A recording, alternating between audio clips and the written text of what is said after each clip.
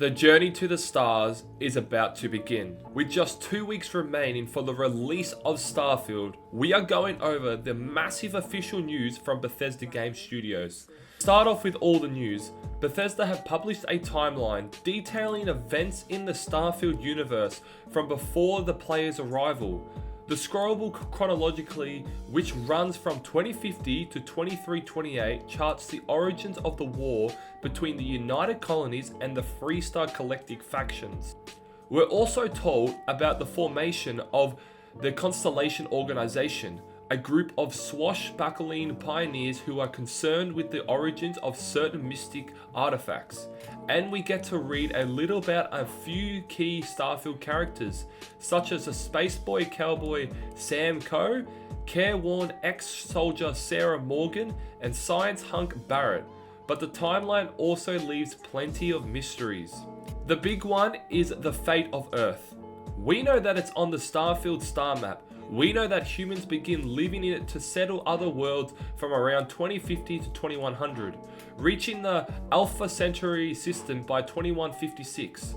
But there's no intel on how Earth is shaping up in the game's present day, or how it weathered the global catastrophes we're experiencing in our present.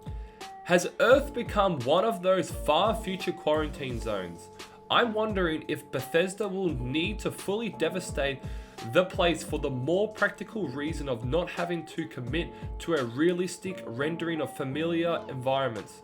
Though I do not kind of yearn for the opportunity to take the Constellation crew on a trip to my own birthplace, a creepy village in North Yorkshire.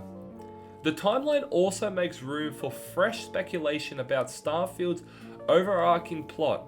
You've got your principal factional conflict between the Freestar Collective and the United Colonies, which I'm guessing will diminish in significance as the role of the artifacts becomes clear and some form of galaxy-ending evil reveals itself. Said evil might involve one of the game's corporations, like Fish Company turned drug peddler Exofresh, Jolly Buccaneers of the Crimson Fleet, or the religious zealots of House Varon, who worship a big snake. Or perhaps the real villain was Constellation all along. Trust nobody is all we're saying. Now moving on to some rumors that the early access version of Starfield will release at 5 PM PT, 8 PM ET on August 31st, 2023. That means in the UK and much of Europe, you'll get access at 1 AM BST, 2 AM CEST on September the 1st. So that means that you guys can get the game about then. I'm pretty sure that's going to be the confirmed time because we've been told times similar to that. And I'm presuming that, especially since I live in Australia, that I'm going to be getting the game earlier this time, which would be great. Now to move on to more community news that I've been seeing over Twitter, there are videos and images going around of a Starfield PC design which looks insane. It looks like you can actually order a PC Starfield design yourself, which will probably cost a fortune. But we have also been seeing gaming chairs, headsets that have actually been released from the actual Starfield page, keyboards, monitor designs, graphic card designs, and I'm sure there's much more that I might not be aware of.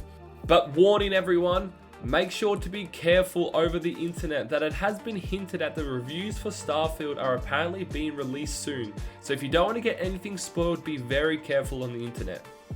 Now Bethesda fans, you must be excited for this fan favorite feature is returning, which has been in Skyrim, Fallout 3 and Fallout 4. It is going to be returning to Starfield, which is you can change your character creator at any point of the game. So if you do not like the character creation of your character, you can change it without the whole game. So you can't make a whole new file to think that you wanted to make a character look like a certain thing.